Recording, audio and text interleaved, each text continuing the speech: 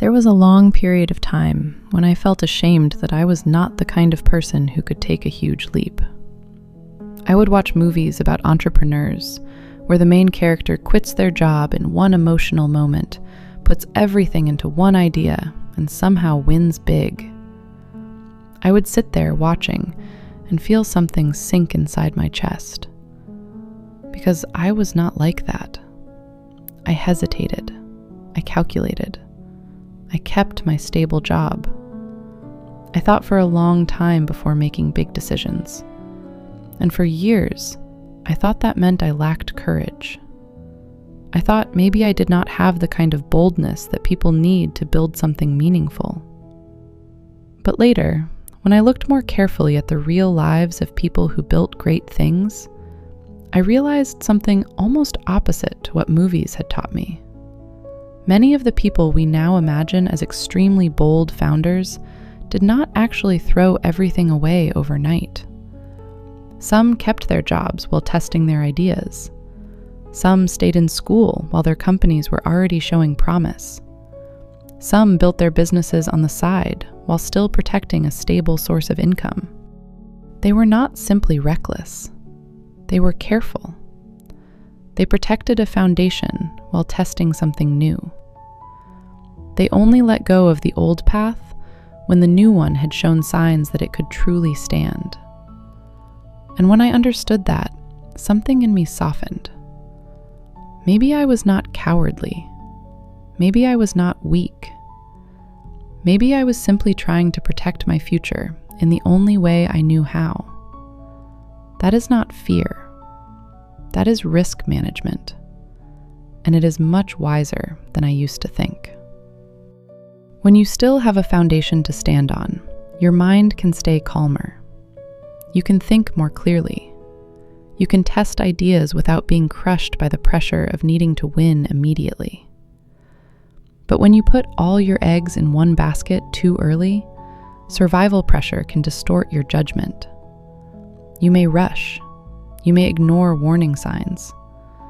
You may convince yourself that as long as you are brave enough, everything will somehow work out.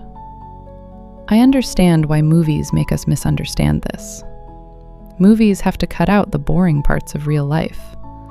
No one wants to watch a 2-hour movie where the main character spends months calculating cash flow, keeping their job, testing a small idea quietly, failing in small ways, adjusting, and trying again.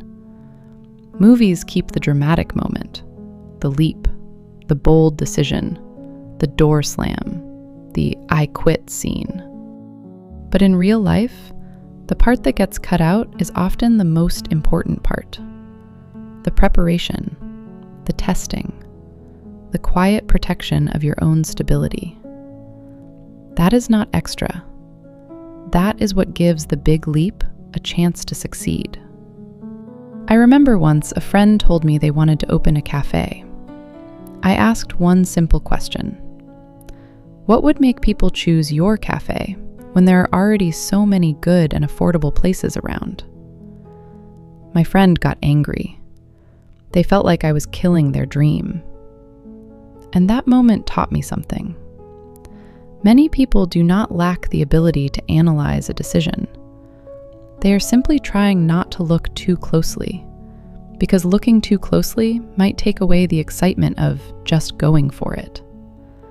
They suppress reason instead of calming emotion. And that is where things become dangerous. Have you ever blamed yourself because you have not quit your job yet? Because you have not jumped into something big yet? Because you are still waiting, still preparing, still trying to make sure you are not destroying the life you already have? Maybe you are not failing. Maybe you are waiting for the right moment. There is an image I like to use when I think about this. Imagine you are standing on an island. Around you is a dark ocean. There are sharks in the water. And someone is holding your arm, telling you to stay there forever because it is safe. If you believe there are only two choices, then both choices feel terrible. Either you jump straight into the dark water, or you stay on the island forever.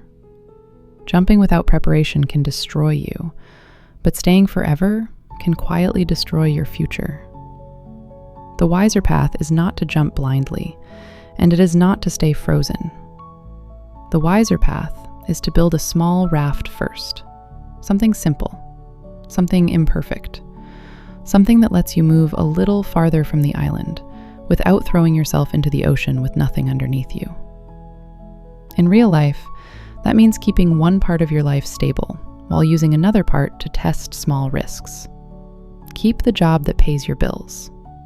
Use your evenings to write, learn, research, build, test, create. Keep one hand on something stable and let the other hand explore something new. Not because you are afraid, but because when your mind is not crushed by survival anxiety, you can think more deeply, you can observe longer, you can make better decisions. You can see what is working and what is only fantasy. I also used to believe that I had to be the first, that I had to create something no one had ever done before in order to be successful. But the truth is, many people who build meaningful things are not the first. They are the ones who come later, see a real need clearly, and make something better, simpler, more human, or more suitable for the people in front of them. There is no shame in not being the first. Sometimes, wisdom is not about running into the unknown before everyone else. Sometimes, wisdom is seeing what has already been proven, then bringing your own clarity, taste, and care into it. I admit, there were times when I looked at people who seemed fearless and felt jealous. I thought I was slow. I thought I was timid. I thought I was falling behind. But now, when I look back, I can see that some of that slowness was protecting me from unnecessary collapse. Not every delay is laziness. Sometimes, a delay is your mind asking for more information, more safety, more evidence, a better moment, a stronger foundation. Of course, there is a kind of delay that comes from avoidance. There is a kind of hesitation that keeps us stuck forever. But not every pause is weakness. Some pauses are the space where wisdom is forming. My point of view is this: life is not an abstract spreadsheet of probabilities. If failure lands on you, it is not theoretical anymore. It becomes your real life, your rent, your health, your family, your nervous system, your future.